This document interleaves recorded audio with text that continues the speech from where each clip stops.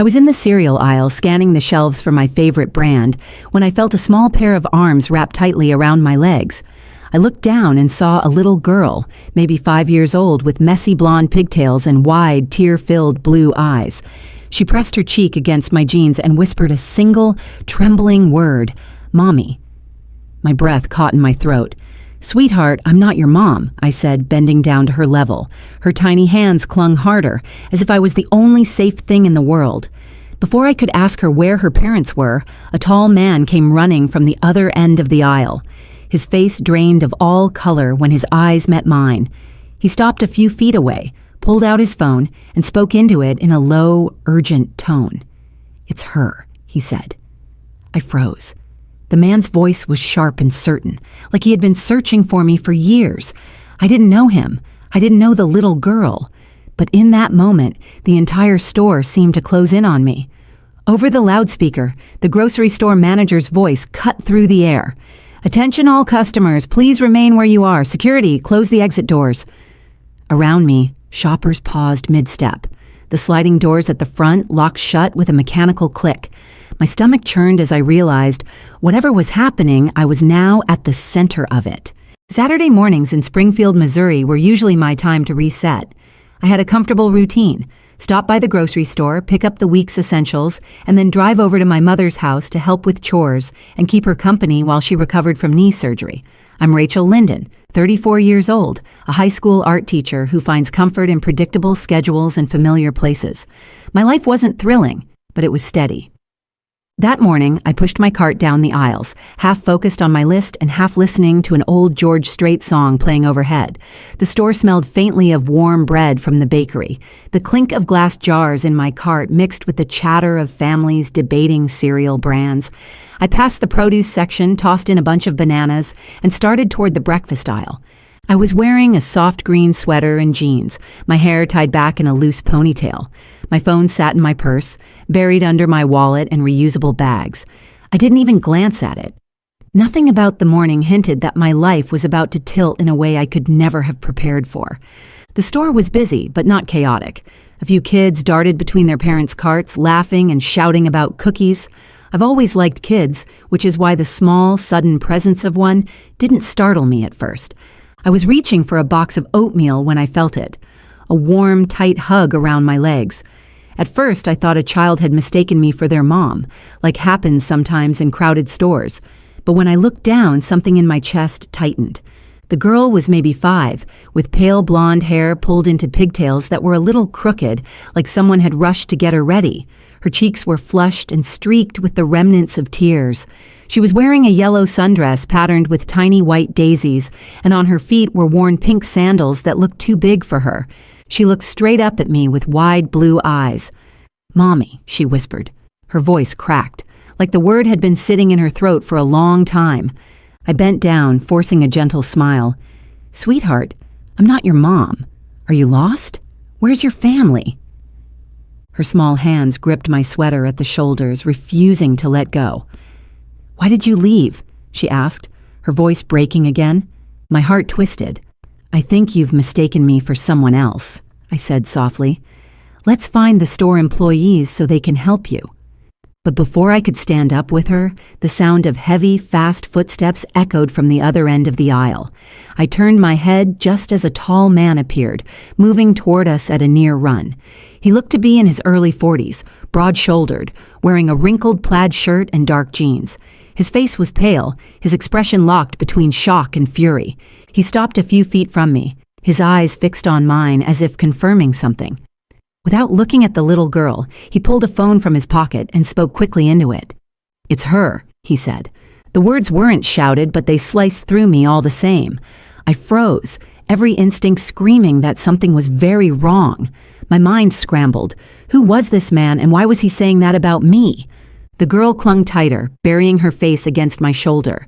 The man's eyes darted briefly to her, then back to me. He lowered the phone and took a step forward.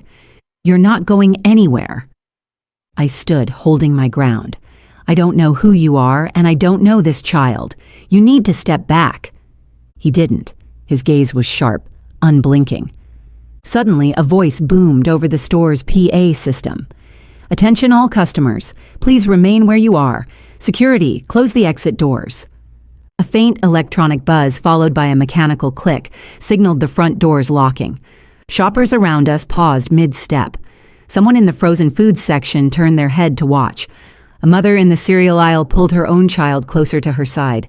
Two uniformed security guards emerged from opposite ends of the store, their radios crackling with static. One positioned himself near the bakery, the other near the main entrance. Both kept their eyes on us. The man's grip on his phone tightened. He muttered something I couldn't catch, then looked back at me. "You think you can just disappear and no one will find you?" "I don't know you," I said again, my voice firmer this time. "This is a mistake." But doubt crept in. Not in me, but in the eyes of the people watching. I could feel it, the subtle shift as their gazes flicked from him to me, weighing his words against my denial. I scanned the crowd for someone I knew, someone who could vouch for me. But the faces were strangers. The fluorescent lights seemed too bright. My sweater felt suddenly too warm. The little girl's arms clung to my neck, and I could feel her shallow, rapid breaths against my skin. A woman pushing a cart stopped nearby, whispering to the man beside her. The security guard near the bakery took a step closer, his eyes flicking between me and the man. I could tell he was assessing whether to intervene or wait for instructions. I wanted to shout for help, but my instincts told me to choose my words carefully. The wrong move could make me look exactly like whatever this man was accusing me of being. I swallowed hard and forced my voice to stay calm. "Please, get the store manager and call the police. I am not this child's mother." The man's lips curled into something that wasn't quite a smile. "We'll see about that."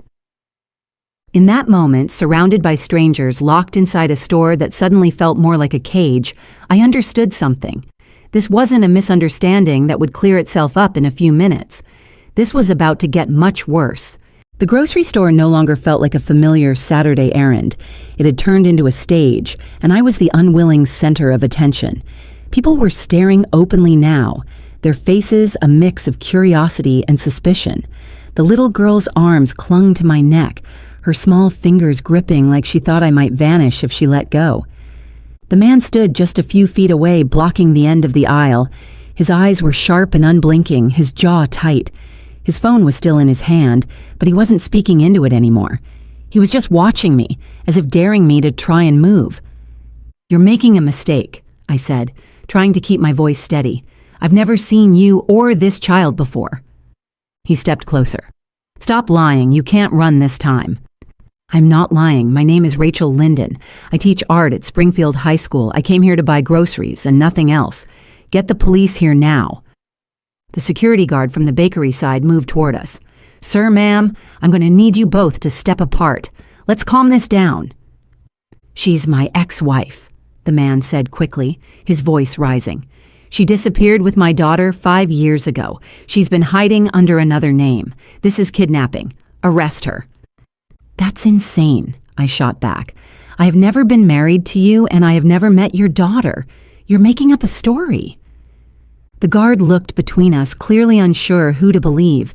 The man's certainty seemed to sway him more than my denial. I could feel the weight of that doubt pressing on me. The little girl looked up at me with trembling lips.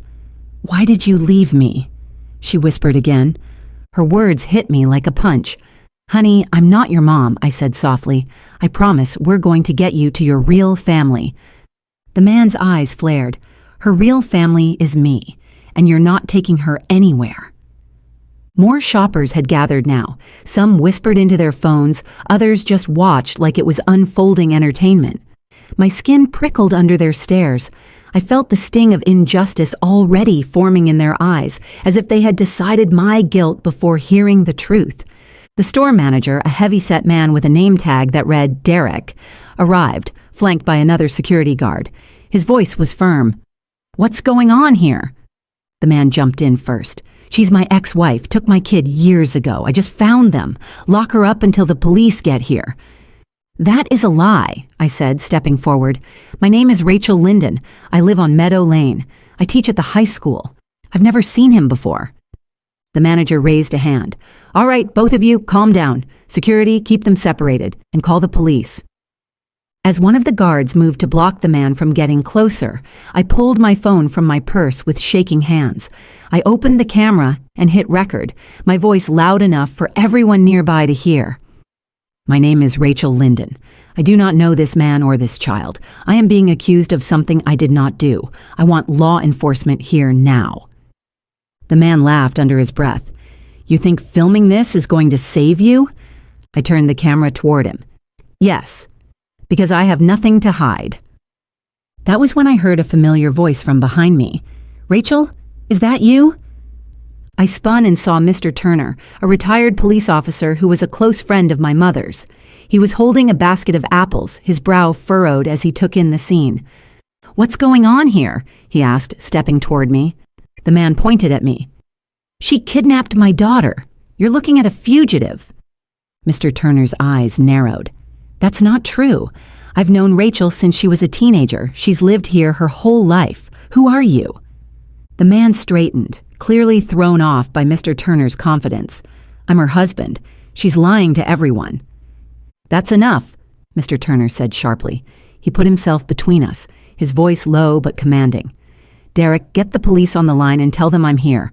I'll stay until they arrive. The store manager nodded and spoke urgently into his radio.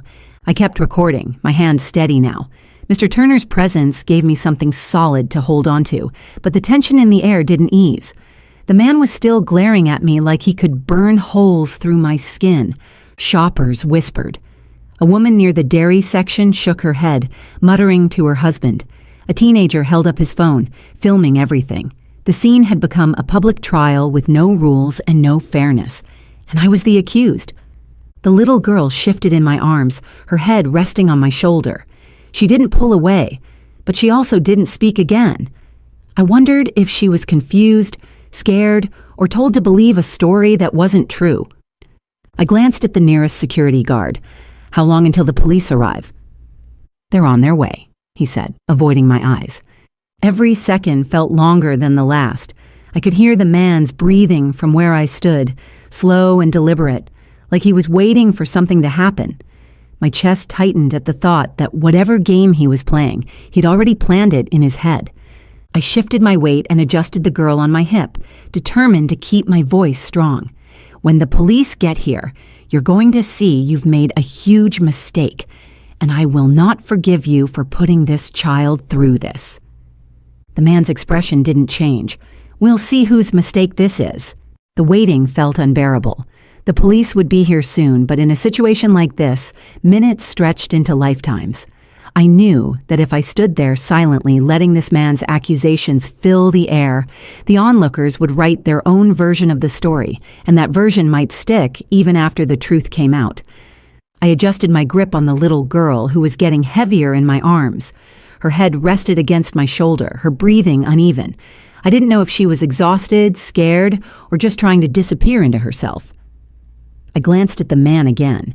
He stood with his arms folded, watching me with the kind of cold calculation that made my skin crawl.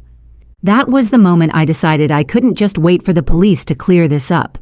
I had to take control of the narrative before it got twisted beyond recognition. I took a step forward, raising my voice so it carried across the aisle. My name is Rachel Linden.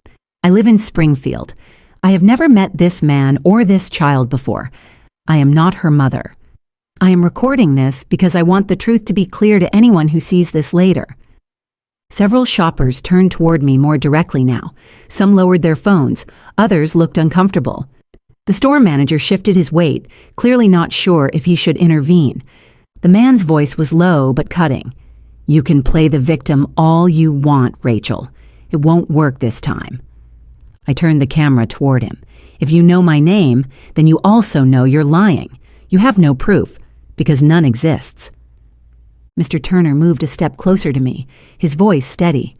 Rachel, keep filming. Don't stop until the police are standing here. The man laughed under his breath, but his eyes never left mine. You always were dramatic. That jab didn't land because I knew it wasn't true. I had never been in any kind of scene like this. My life was quiet, steady, even boring most of the time. But now I was standing in the middle of a store with people filming me, security blocking the doors, and a stranger claiming I was his runaway ex-wife. I needed witnesses to hear me before they saw only his version, so I turned toward the crowd. If anyone here knows me, please speak up. I teach art at Springfield High. I've lived here my entire life. This man is accusing me of kidnapping a child I have never seen before today. A murmur rippled through the group. One older woman near the bread aisle tilted her head. "I think I've seen you at the farmer's market," she said softly. "Yes," I said, nodding toward her. "That's me. I'm the one who paints the local landscapes." Mr. Turner pointed at the man. "Sir, do you have any legal documents to prove what you're saying?" The man's jaw tightened. "I don't need to prove anything. She's right here, and so is my daughter." Mr. Turner's voice sharpened. "You absolutely do need proof, because what you're describing is a federal crime, and if you're wrong, you're going to answer for it." The man shifted his weight, glancing at the security guards like he was waiting for them to step in on his side. They didn't. I decided to take it further. I unlocked my phone, switched the camera to live stream, and hit the button. My voice was calm but deliberate. "This is live. My name is Rachel Linden. I am in the Springfield Market grocery store. This man is accusing me of kidnapping his daughter. This is not true. The police are on their way." The man's eyes narrowed. He took a step forward, but Mr. Turner blocked him. "You're not going near her," Mr. Turner said, his voice leaving no room for argument. The live stream's viewer count began to climb in the corner of my screen. Comments started appearing. Some people were asking what was happening, others telling me to stay strong. That gave me a small surge of relief. At least now there was a record of this moment that couldn't be erased. The store manager cleared his throat. "Rachel, maybe you should wait in my office until the police get here." I shook my head. If I go somewhere out of sight, that gives him room to tell more lies. I'm staying right here where everyone can see me. The man smirked, but I caught the faintest flicker of discomfort in his expression. Maybe the fact that I was refusing to back down wasn't part of his plan. I looked down at the girl. "Sweetheart, can you tell me your name?" She hesitated, then whispered something too quietly for anyone else to hear. "That's a pretty name," I said gently. "Do you know where your mom is?" Her eyes darted toward the man. She didn't answer. That hesitation told me everything. She wasn't sure what she was allowed to say. I shifted my attention back to him. "You're scaring her. If you truly care about her, you'd stop this right now." His lips pressed into a thin line, but he didn't move. I held my phone higher, speaking again to the live stream. "If anyone watching knows this man or this little girl, please contact the Springfield Police Department right now. They are on their way to this store." A voice crackled over one of the security guards' radios. "Units 2 minutes out." 2 minutes. That was all I needed to hold steady. I locked eyes with the man. "When those officers walk in, we're going to get the truth, and I promise you I'm not afraid of it." For the first time since he appeared, his stare faltered. He glanced toward the entrance, then back at me, like he was calculating whether to stay or try to slip out. But the exits were still locked, and there was nowhere for him to go. I tightened my grip on the girl and straightened my shoulders. I wasn't just defending myself anymore. I was making sure this child didn't end up in the wrong hands. The sound of sirens grew louder outside the store. Even through the thick glass doors, the wail was sharp and urgent. The man's eyes flicked toward the entrance again. The little girl stirred in my arms, her head lifting slightly as if she could sense that help was near. 2 Springfield police officers stepped inside as soon as the security guard unlocked the doors. Both were in uniform, one tall and lean with short brown hair, the other stockier with a trimmed gray beard. They scanned the store quickly before approaching the center of the aisle where we stood. The taller officer's voice was firm. "What's going on here?" Before I could speak, the man jumped in, pointing at me. "That's my ex-wife. She kidnapped my daughter 5 years ago. I just found them here. She's using a fake name." The gray-bearded officer turned to me. "Ma'am, is that true?" I shook my head without hesitation. "Absolutely not. My name is Rachel Linden. I've lived in Springfield my entire life. I teach at the high school. I have never seen this man or this child before today. I was shopping when she ran up to me and called me Mommy. A moment later, he showed up and started accusing me." The taller officer looked at the little girl. Sweetheart, can you tell me your name? She glanced at me, then at the man. Her lips trembled. Finally, she whispered her name. The gray-bearded officer nodded gently. Do you know this woman? The girl shook her head slowly. She's not my mommy. She just looks like her. A ripple of murmurs moved through the gathered crowd. The man's jaw tightened, his hands balling into fists at his sides. The taller officer looked at him sharply. Sir, do you have custody paperwork or any documentation that this is your daughter? The man hesitated. I don't need paperwork. She's mine. The officer's voice hardened. Yes, you do, especially since you're making a criminal accusation. The store manager stepped forward. Officers, I think you should know, the man was speaking into his phone before security closed the exits. I heard him say, it's her. He sounded urgent, like he had been looking for her. The gray-bearded officer turned to the man. Who were you talking to? That's none of your business, the man snapped. Actually, it is, the officer replied, because if you're violating a custody agreement or a restraining order, we need to know right now.